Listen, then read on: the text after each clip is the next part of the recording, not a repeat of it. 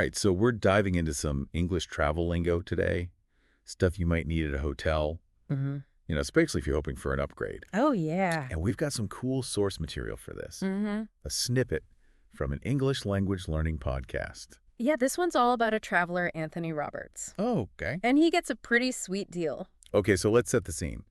Anthony shows up at his hotel Right? after a long flight. He's probably expecting a standard room, Right. but he ends up in the presidential suite. Woohoo! Pretty amazing. Yeah, he was pretty excited. He actually said, woohoo, presidential suite, baby. Wow, that's awesome. So how did this happen? Well, the hotel was overbooked. Overbooked. I bet some listeners are thinking, wait, isn't that a bad thing? Yeah, it can be frustrating, but it happens a lot more than you'd think. Right. And not just with hotels. This podcast snippet actually explains how you can use overbooked in other situations too. Like imagine trying to squeeze onto a crowded bus. Oh, yeah. During rush hour? Exactly. You could totally say this bus is completely overbooked. Perfect example. Uh-huh. Okay, so we've got overbooked down. Let's go back to Anthony checking in. Yeah. So he goes up to the desk and says, I have a reservation under the name Anthony Roberts. Ah, yes. Under the name. That's crucial for a smooth check-in, whether it's at a hotel or even a restaurant. Helps avoid any confusion. Right. Like if someone else made the reservation for you. Yeah, exactly. Like my secretary made a reservation under my name. Exactly.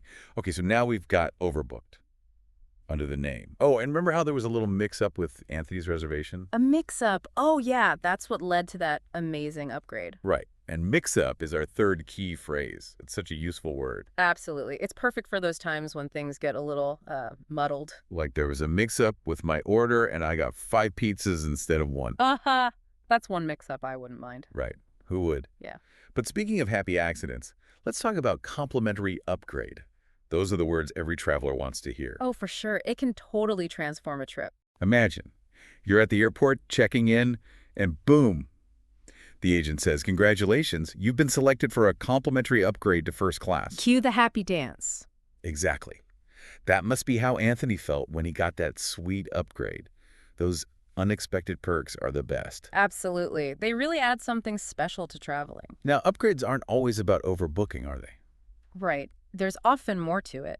Hotels want to keep their guests happy. Right. And a free upgrade can go a long way in doing that. Building loyalty. It makes sense. A happy customer is more likely to come back. Exactly. Plus, if a hotel has a few empty suites, they might as well use them to create a positive experience. Yeah, that's good business. Yeah. Speaking of which, I once got a free upgrade on a train in India. Just because it was overbooked. Right place, right time, I guess. Wow, that's great. Sounds like you've had some good travel luck. I've been lucky, yeah. But it's not always about luck. Sometimes it's about being ready and using the right phrases, like the ones we're talking about today. That's a good point.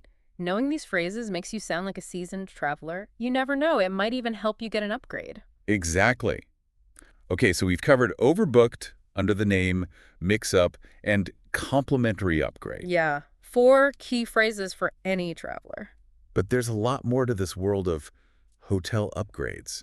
Like, is there a whole psychology behind them? Absolutely. There's a whole psychology to upgrades and how they affect customer satisfaction. We'll get into that in a minute. It's amazing how exciting a complimentary upgrade can be. Like a little bonus. Yay. Makes your whole trip better. It really does. Yeah. But is there more to these upgrades than just, being nice? I mean, are hotels being strategic about it? You're right on the money. Hotels are businesses, after all. Right. They're always trying to figure out how to keep customers happy and make money. So it's not just random kindness, these complimentary upgrades. Think about it. If a hotel's overbooked, Yeah. they could just turn people away. But they'd lose money that way, right? Yeah.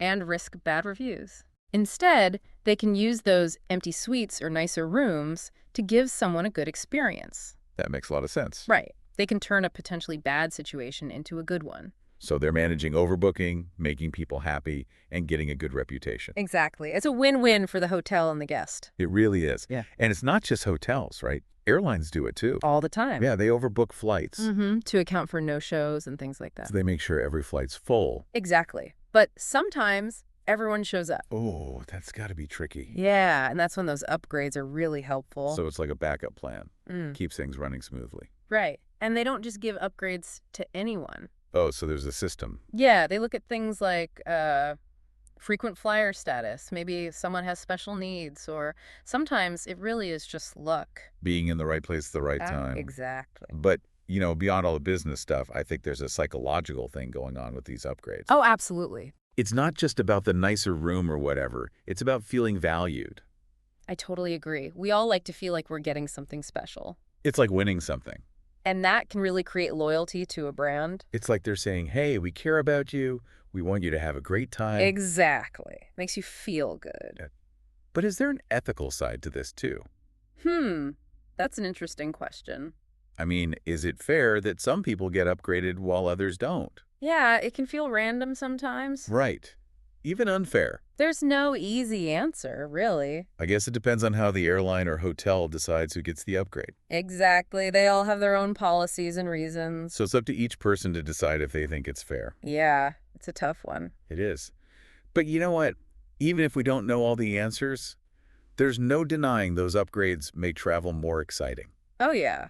It's like a game. You never know if you're going to be the lucky one. And even if you don't get the upgrade, just the possibility is fun. True. Adds a little something extra. Okay, well, before we wrap up this part of our deep dive, let's connect this to travel in general. Okay. It's about being open to new things. Yeah, embracing the unexpected. Exactly. Yeah. Because, things don't always go as planned when you're traveling. That's for sure. Flights get delayed, things get mixed up. And sometimes you end up somewhere completely different than you expected. Exactly. And that's where being flexible comes in. Going with the flow. Yes. It's about accepting those little surprises as part of the adventure. Not getting stressed about every little thing. Right. It's about enjoying the spontaneity. Because sometimes the best memories come from those unplanned moments. It's like finding a cool festival. Or a hidden restaurant. Or, yeah, getting a surprise upgrade at your hotel. Exactly. Those are the moments that make travel so special. And speaking of special moments, I'm sure our listeners have some amazing travel stories. Oh, I bet they do. We'd love to hear about them, especially any upgrade stories. Yeah, if you've ever been upgraded to a suite or found yourself in first class when you booked economy, Tell us all about it. we're ready to hear. And even if you hasn't had that luxury upgrade, tell us about those unexpected things that made your trips memorable. Because travel's not just about the place you go. It's about the journey, the people you meet along the way. Well said. So to sum up part 2 of our deep dive, we've looked at how strategic those complementary upgrades can be. We've talked about how they make people feel valued and even the ethical side of it all. Hopefully this gives you a new way of looking at the travel industry. And how even those little things can make a big difference in your trip. But there's still more to uncover. In the final part of our deep dive, we'll share some more tips and tricks for navigating hotels and travel lingo. Stay tuned. All right, so we're back for the last part of our deep dive into hotel upgrade lingo. Part 3. We talked about overbooked, under the name, mix-up, and of course everyone's favorite complimentary upgrade. Yeah, those magic words. But before we finish up, I think there's one more phrase we should look at. Oh, I agree. And this one kind of builds on what we were just talking about. Being open to new experiences when you travel. Exactly. Okay, I'm curious, what is it? It's go with the flow. Go with the flow. Yeah, being able to adapt, being flexible when you're on a trip. I like that. Go with the flow. Yeah. Because, let's be real, things don't always go according to plan when you're traveling. Never. Flights get delayed, reservations get messed up.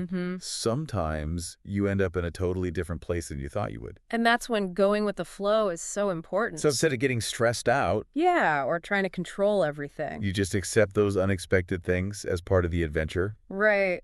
Makes it more fun that way. It's about enjoying the spontaneity of travel, isn't it? Absolutely. Because if you're too stuck to your plan, you might miss out on something amazing. Like what? Oh, I don't know. Maybe you stumble upon a local festival? Or a hidden restaurant? Or even, yeah, maybe you get offered a free upgrade because you're flexible with your room choice. Those are the kinds of things that make travel so great.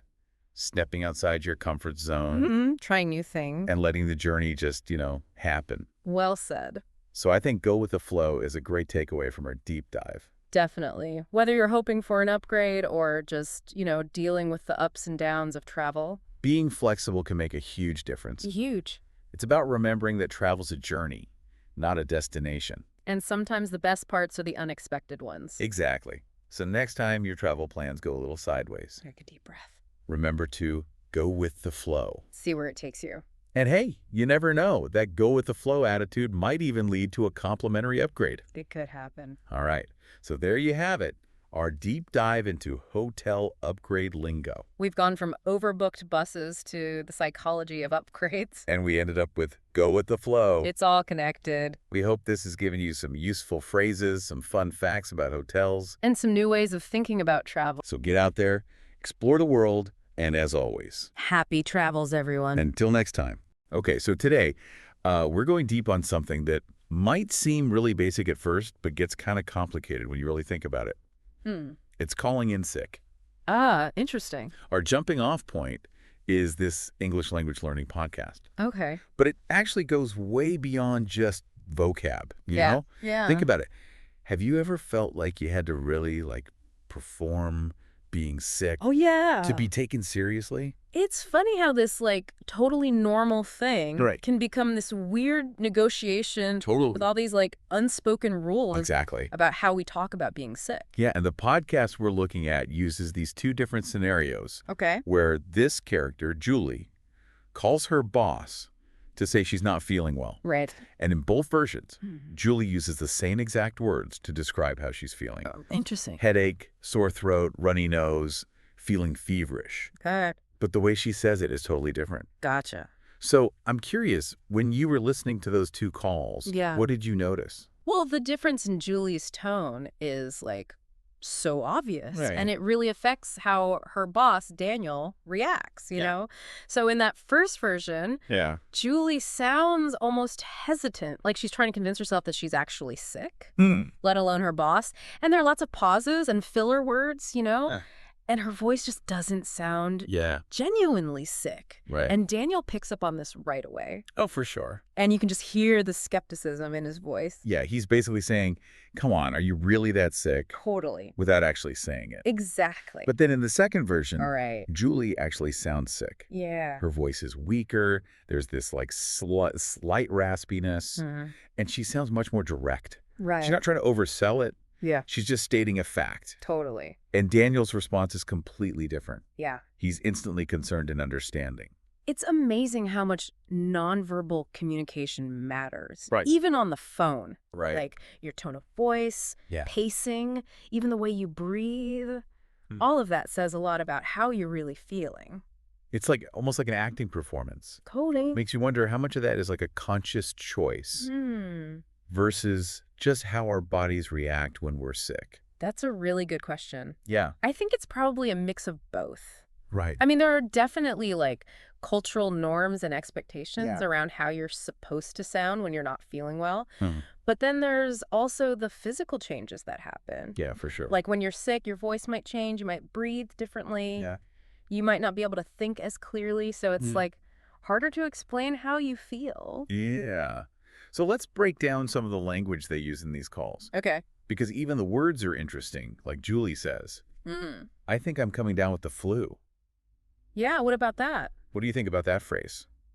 Well, it's interesting that she says think, like she's not totally sure what's going on. Uh-huh. And then coming down with implies it's just starting. Yeah. Like she's not completely out of commission yet. Right. And that can be a tricky spot Mm-hmm. because you might feel like you should just push through, Totally. even though you know you're probably going to feel worse later. It's that whole should I stay or should I go dilemma. Exactly. Like you're not at your best. Yeah. But maybe you could still get through the workday. Right. But then what if you get everyone else sick? That's the thing. It's this balance between your own responsibility Yeah. and how it might affect others Yeah, totally. if you go in. Okay, so later in the call, Yeah. Julie says something else that's interesting. Okay.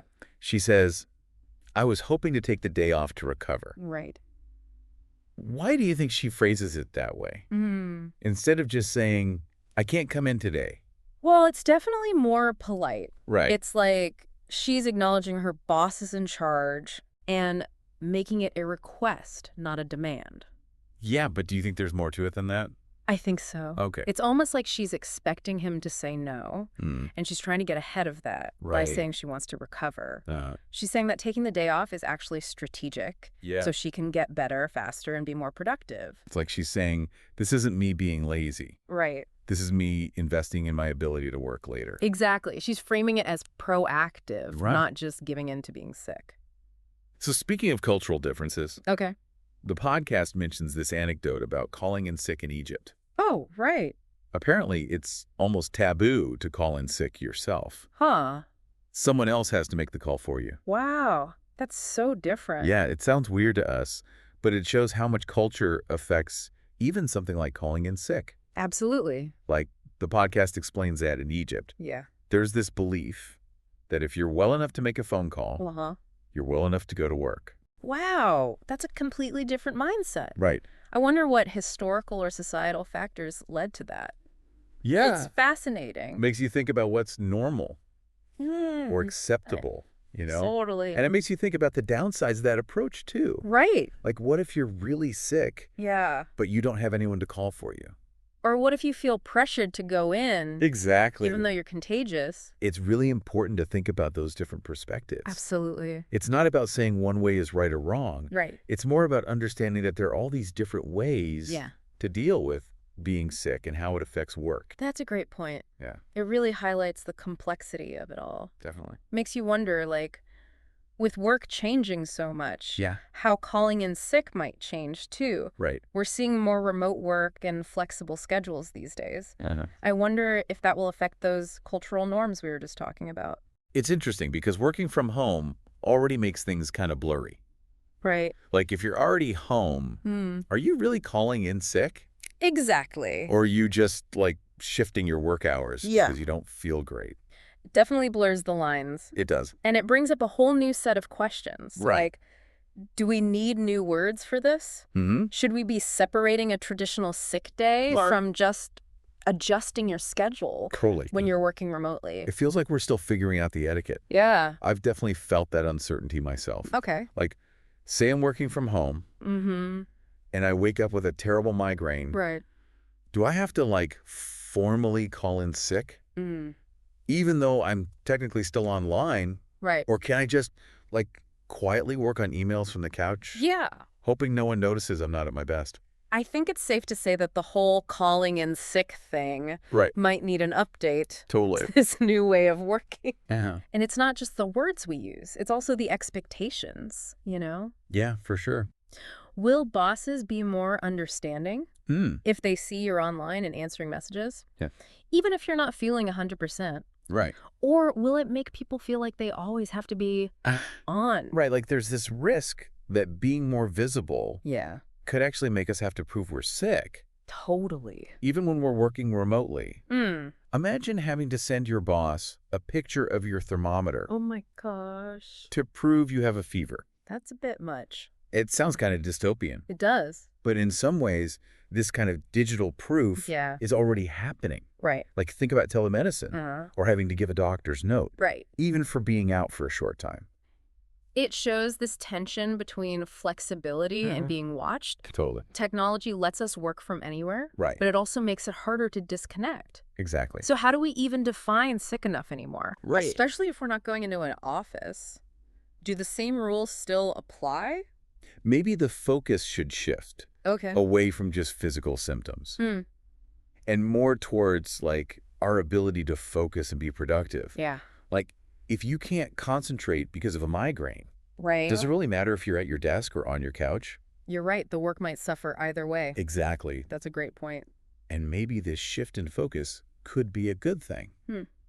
Because it opens up space to talk more honestly about well-being, Right. including mental health. Yeah. Which is often, like, ignored LD. in traditional workplaces. Imagine a workplace where it's okay to say, Nope. I'm feeling overwhelmed and need a mental health break without being judged. That would be amazing. It would, but it would take a big shift in mindset Yeah. from both employees and bosses. Absolutely. And it would require everyone to be more vulnerable Right. and acknowledge that how we feel mentally and emotionally affects our work. I wonder if technology could help with this shift. Interesting. We're already seeing apps that track your mood and stress. Mm-hmm. Could that data be used to advocate for taking time off? Yeah. Even if you don't have a traditional illness. Right. It's like a data-driven approach to well-being. That's really interesting. Yeah. It does raise questions about privacy Yeah, for sure. and the potential for misuse. Right. But if it's used responsibly, Yeah. it could help people understand their own needs Right. and communicate them to their employers. So it seems like there's potential for real change I think so. in how we think about work and well-being, Uh-huh.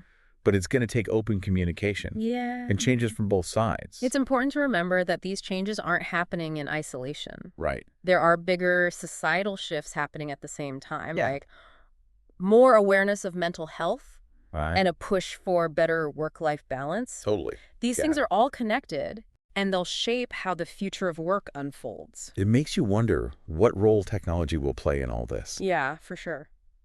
Will it help us prioritize our health and well-being? Or will it create new pressures Good question. and expectations? We've been talking about how the lines are getting blurry, Yeah. when it comes to being sick and working, Uh-huh. especially with so many people working from home now. Right. But what if we took it a step further? Okay. What if the whole idea of a sick day Mm. just disappeared? Wow, that's interesting. What would that even look like? Yeah, how would that work? Imagine a future where work is so flexible Okay. that we just adjust our schedules whenever we need to Uh-huh. without having to use labels like sick or vacation. Right.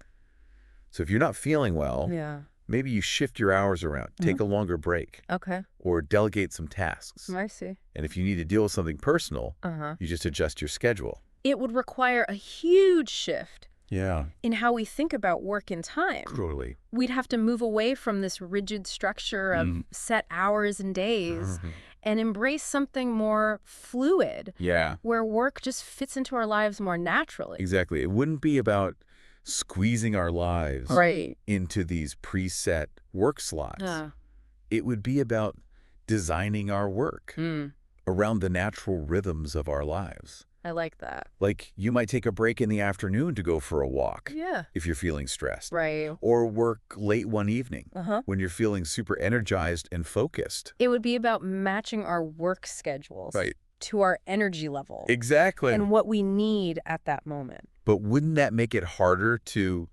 switch off That's a good point. and actually rest? Yeah. Would we ever really be off if work could be happening all the time? That's true. That's a valid concern. Yeah. This kind of flexibility would need us to be really intentional. Right. about setting boundaries Mhm. and making time for rest. It would probably involve some trial and error too. Oh, definitely. As we figure out what works best for each of us, For sure. maybe we need new rituals Oh. or routines Uh-huh. to mark the shift between work time and personal time. I see. So instead of clocking out at 5 p.m., Yeah. maybe you do something symbolic, Mm. like lighting a candle Yeah. or going for a walk Right.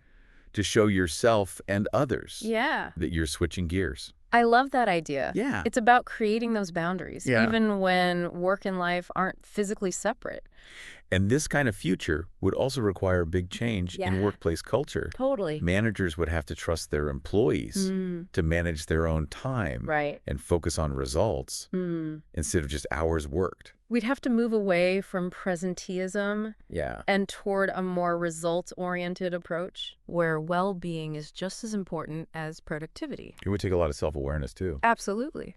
We'd have to be honest with ourselves Yeah. about when we're actually productive Mhm. and when we need to rest. It's about taking charge of our own well-being Right. and advocating for what we need, Yeah. both at work and outside of work. It's a pretty radical idea, It is. but it could lead to a better, Yeah. more human way of working. Definitely. So we started this deep dive Hmm. looking at the nuances of calling in sick Uh-huh. and ended up talking about the future of work itself. It's been quite a journey. It has. It just shows how something as simple as calling in sick Right. can tell us so much about our culture, Yeah. our values, Mm-hmm. and how the relationship between work and life is changing. This deep dive has definitely given me a lot to think about. Me too. And for you, dear listener, here's a final thought to ponder. Okay. If you could redesign work from scratch, Hmm. what would it look like? How would you build in well-being, Yeah. flexibility, Mm-hmm. and meaningful contribution? Right.